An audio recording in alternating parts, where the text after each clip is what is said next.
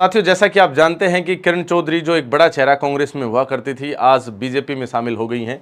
आप हमारी स्क्रीन पर साफ देख भी रहे हैं कि किरण चौधरी जी ने यहाँ इसी सीट पर बैठकर जो है ना बीजेपी पार्टी को स्वीकार लिया है और उसमें ये चली गई हैं।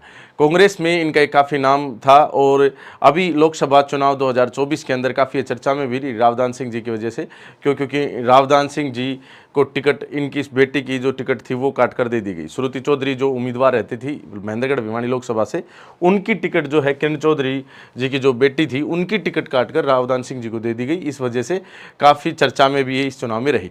बाकी इन्होंने क्या कुछ कहा अभी सुनते हैं, और साथ में किरण चौधरी जी के बारे में क्या प्रतिक्रिया रावदान सिंह ने, जो अभी विधायक हमारे हालिया, उन्होंने दी है, वो प्रतिक्रिया भी सुनेंगे। आप बने रहिए हमारे साथ इंडिया न्यूज़ पॉइंट पर। तो शुरू करते हैं कि क्या कहा किरण चौधरी जी ने। सबसे पहले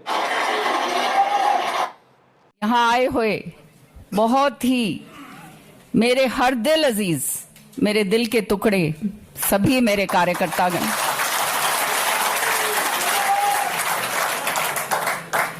आज ये फैसला इसीलिए लिया मैंने, प्रेरित होकर हमारा ये जो नेतृत्व बैठा है इनसे, और हमारे माननीय प्रधानमंत्री जी जिन्होंने विकसित भारत का एक संकल्प रखा है, और ये विकसित भारत का संकल्प जो उन्होंने करा है 2047 तक का, ये आने वाले समय में मुझे पूर्ण विश्वास है कि हिंदुस्तान जो है वो विश्व के अंदर सबसे आगे बढ़कर चमकेगा। माननीय प्रधानमंत्री जी ने जो जनहित के ही नहीं देश हित के जो काम करें, उसी के कारण आज तीसरी बार, जो ये अपने आप में एक इतिहास है, दिल्ली के अंदर भाजपा की सरकार बनी है। और जो है उनके ये काम देखते हुए लोगों ने दोबारा से उनको ये जिम्मेदारी सौंपी है कि विकसित भारत को आगे जो है 2047 तक खूब तेजी से लेकर जाएं। इसी तरह से हमारे मुख्यमंत्री, मेरे बड़े भाई मनोहर लाल खट्टर जी, इनके साथ बहुत काम करा है मैंने पिछले 10 साल में।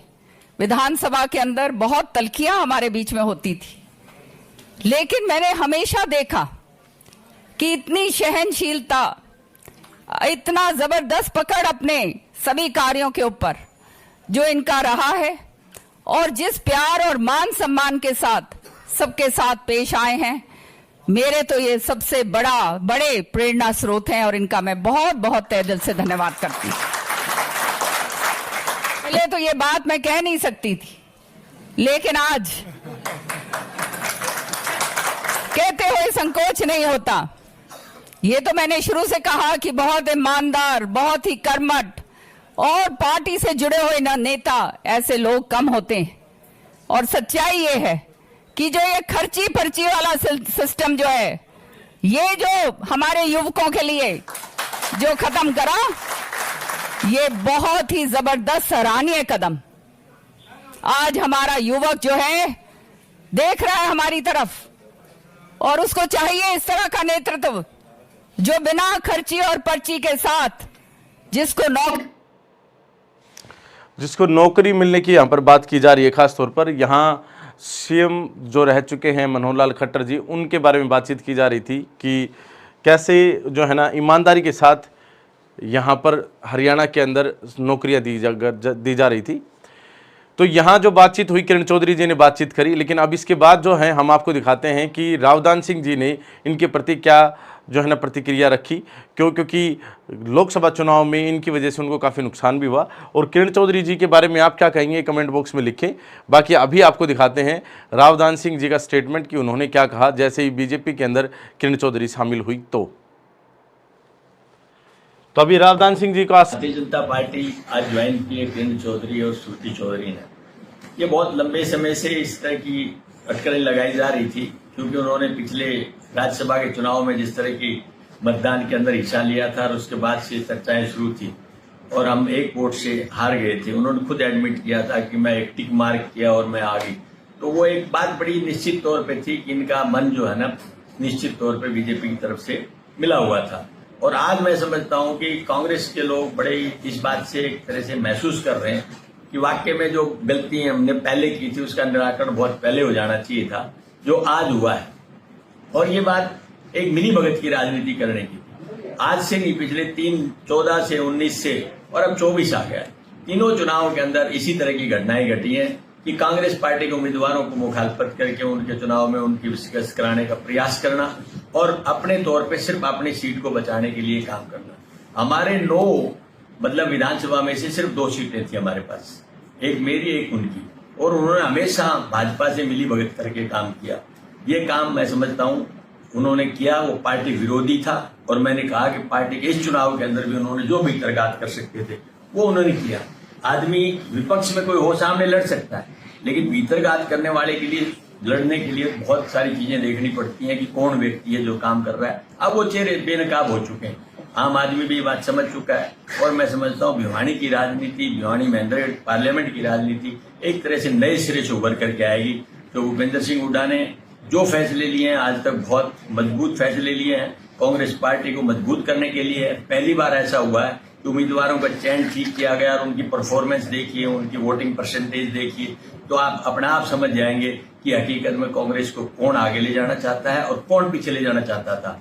आज खुद मुख्यमंत्री थे जो पहले, मनोहर लाल जी आज केंद्र के मंत्री, उन्होंने खुद मानी ये बात कि उनका मन तो पहले से भारतीय जनता पार्टी का था। तो ये बात किसी कहने की जरूरत ही नहीं है कि किसकी मिली भगत थी, कौन मिली भगत कर रहा था। तो मैं समझता हूँ एक ऐसा फैसला है जिससे आम कांग्रेस जन इस बात से एक तरह से उत्साहित है कि कम से कम जो लोग डैमेज करते थे पार्टी को, आज उन्होंने स्वयं पार्टी छोड़ करके कांग्रेस की मजबूती के लिए एक रास्ता साफ कर दिया।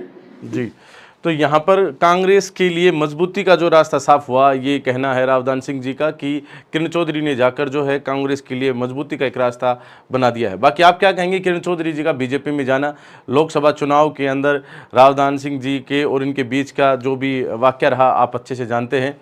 क्या कहेंगे रावदान सिंह जी के बारे में जिन्होंने इसमें प्रतिक्रिया भी दी इस विषय पर, और किरण चौधरी जी के बारे में जिन्होंने अभी हाल फिलहाल प्रधानमंत्री नरेंद्र मोदी जी के बारे में और साथ में बीजेपी के सभी नेताओं के बारे में अपनी अच्छी अच्छी बातें रखी। बीजेपी के अंदर जाना कांग्रेस से किरण चौधरी और अपनी बेटी के साथ श्रुति चौधरी जी के साथ, अपने समर्थकों के साथ, तो क्या कहेंगे पूरा जो वाकया रहा इसके ऊपर आप अपनी राय अवश्य दें। बाकी इस तरह की खबरें, पॉलिटिकल खबरें आपके लिए और भी लाते रहेंगे। विधानसभा चुनाव अब आगे है, बहुत सारी खबरें दिखाएंगे। इस खबर में बस इतना ही। आप बने रहिए हमारे साथ इंडिया न्यूज़ पॉइंट पर। बहुत बहुत धन्यवाद। जय हिंद, जय भारत।